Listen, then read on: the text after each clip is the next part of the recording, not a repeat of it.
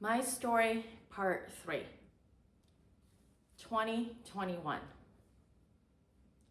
For months, I would wrestle with feelings of shame, uncertainty, pain, and a lot of what ifs while holding up the family. Then March 19th came. I need to know. I needed to know because I could no longer live in a lie of we are doing fine. The decision to part ways in my marriage was made, and I wasn't going to fight for it anymore. I didn't have the guts to call it quit, but I also wasn't going to fight to stay in a relationship that was decaying years ago. But I just didn't want to face it. The hardest part, as a parent, was to inform my 2 children of the news. They were young, and having to deal with raising them myself since the divorce has been very challenging. Probably the toughest moments of my life up to this point. Learning to navigate the new dynamics of the family while raising 2 pre-teenagers all by myself wasn't exactly a walk in the park. The anger, the pain, the frustration, and the loneliness all are very real. I had to face it daily. There were times I cried myself to sleep because of the tiredness, the loneliness, the anger, and the bitterness that I felt throughout the day. Yet, I have grown so much as a person, as a mother, more importantly, as a daughter of the Most High God. The relationship I now have with my children is one I treasure the most, one I will continue to fight for, and one that I will continue to pour my heart and soul into. There's no way I could have survived what I had to walk through without God's grace, mercy, and His everlasting love. I experienced Him in such tangible ways. In the times that I needed Him the most, there are times when I feel a kiss from heavens, because it is a drop of wisdom at the exact moment that I need when caring for my pre-teenagers. Sometimes it's a favor of God that opens the door that I need to walk through so I can have more than enough to support my family by myself. I hold on to those God experiences near and dear to my heart forever. It is an experience that I have with my King that charged me to go on. And as I look back in 2020, I just feel a sense of awe on what He had walked me through. I just remember as I'm recording this in my house, I think it was summer of 2021. During the summer months, my kiddos were at home, and I probably woke up in the wrong side of bed that day, already feeling angry, out of control, just because of the situation we were in. And there was one time that I lost it, absolutely lost it on my kids, on a small thing that now look back, it was very trivial, and it did not, in the normal circumstances, in the healthy circumstances, that would not raise the reaction I had. I was screaming and yelling, and my oldest were to the point that he was scared and afraid of me, that tears were streaming down his face for something so minor. And after it happened, where I lost it, my emotions were so high, I felt such shame and regret and so down on myself. And I didn't know what to do, because as a parent, I thought I had to do everything right. I thought that I was the role model for him. But obviously at that moment, I could not control my fear. And as I look back, it was really the fear of losing control that charged me in a state of anger and a state of screaming and yelling at him for something that he did, maybe even intentionally, but did not warrant the behavior that I had toward him.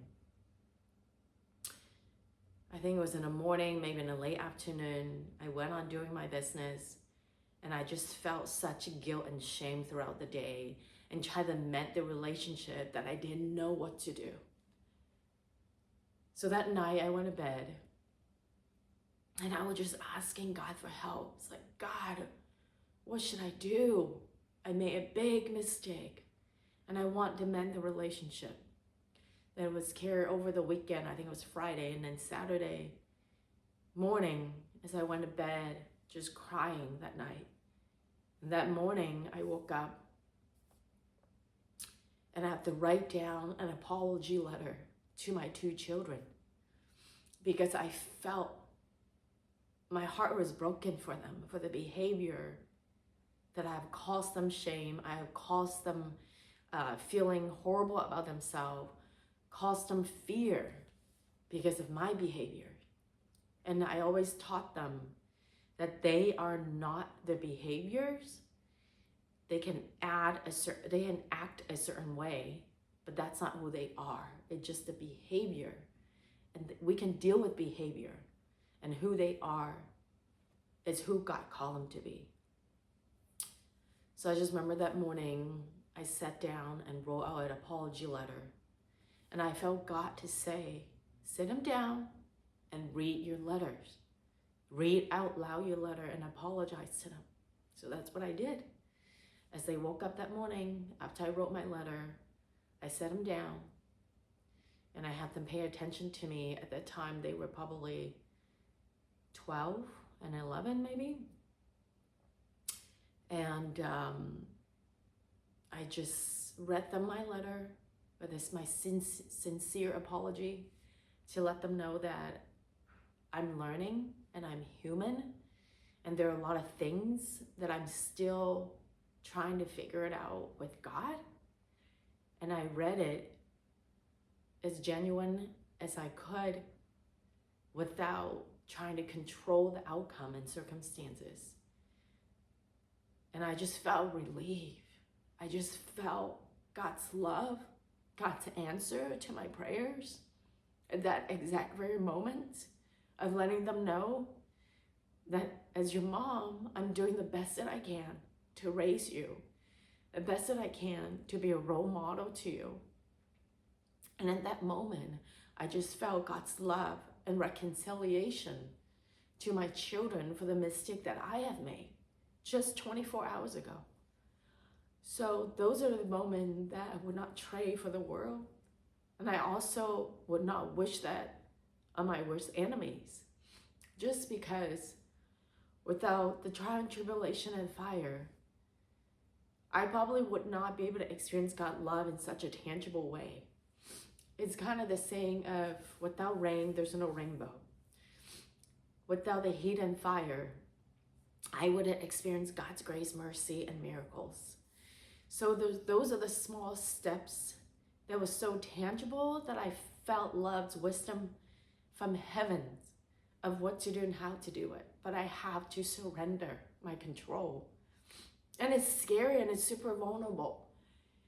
But as I experience God's love and mercy and grace, even till now, that every single day, that I'm grateful for the experiences. I'm grateful for what happened, that I'm able to learn what caused me to grow as a human, caused me to be wiser, caused me to make better choices next time when things come around that maybe I'm scared to go into, maybe it's ticked me off, maybe it triggered me in a different level, but I'm learning to be a better human being so that I can be a better friend, a better wife in the future, a better mom to my 2 children, a better daughter to my mom and dad, better sister to my community, to my friends, to my brothers.